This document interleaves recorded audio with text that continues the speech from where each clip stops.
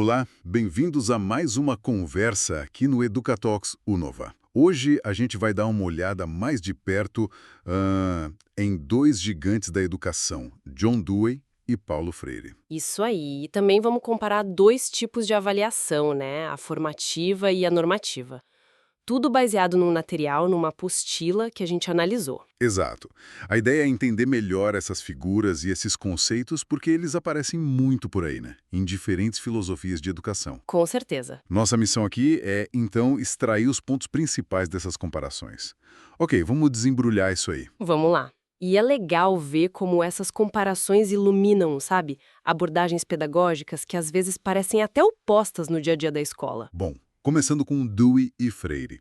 A apostila que a gente viu, ela bota uns contrastes bem claros. Sim, Dewey, lá nos Estados Unidos, fim do século XIX, começo do XX, né? Muito ligado ao pragmatismo. isso. E o Freire aqui no Brasil, já no século XX, num contexto bem diferente, de muita desigualdade social. Isso já dá um direcionamento, né? Totalmente. E as obras principais mostram isso. O Democracia e Educação, do Dewey, ele vê a escola como um preparo para a vida democrática pela experiência. Tipo um treino para a democracia. É, por aí. Já a pedagogia do oprimido do Freire, a educação ali é vista como um ato político mesmo, para libertar, para buscar justiça social. Faz sentido. E na prática, na sala de aula, como essas filosofias diferentes aparecem, segundo o material? Olha, o que é fascinante aqui é como isso muda a forma de ensinar e aprender. Dewey focava muito no aprender fazendo, sabe? A famosa experiência. Exato. Resolver problemas reais da vida.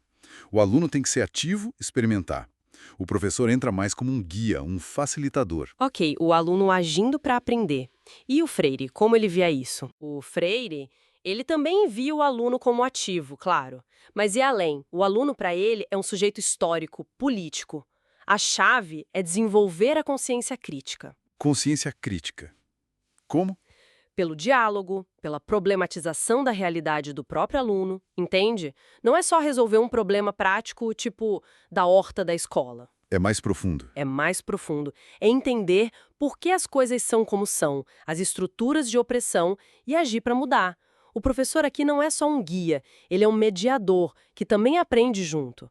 Uma relação mais horizontal. Entendi. A democracia para o Freire passava por essa conscientização, então. Exatamente.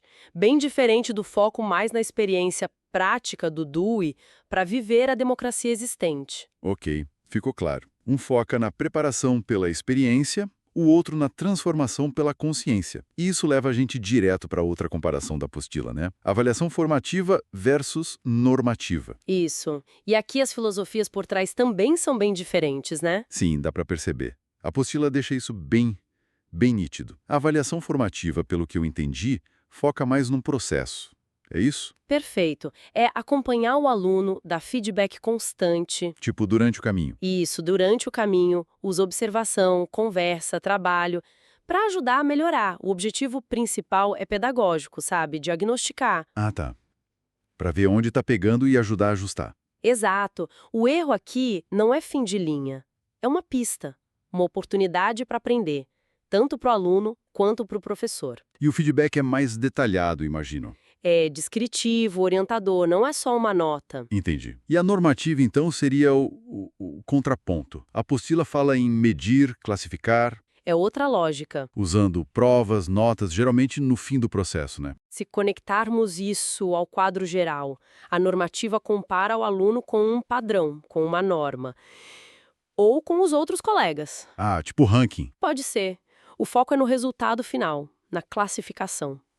O erro aqui, bom, ele tende a ser visto mais como falha mesmo, que tira ponto. E o feedback é mais raro. Geralmente sim, e muitas vezes se resume à nota. A participação do aluno nesse tipo de avaliação costuma ser bem mais passiva. A finalidade é mais classificatória, seletiva. Então, juntando tudo isso, o que a gente tira... Parece que entender Dewey, Freire e esses modelos de avaliação ajuda a gente a ler melhor as propostas pedagógicas, né? Com certeza. Dá para identificar se uma escola ou um professor está mais para a experiência prática, para a crítica social, se valoriza mais o processo ou só o resultado final. Precisamente. E ajuda a sacar umas tensões bem comuns no dia a dia. Quantas vezes a gente não vê um discurso super inspirado em Freire, falando de aluno crítico, protagonista? Sim, acontece muito. Mas aí chega na hora da avaliação e o que conta mesmo é a prova padrão, a nota fria, a média da turma. É verdade.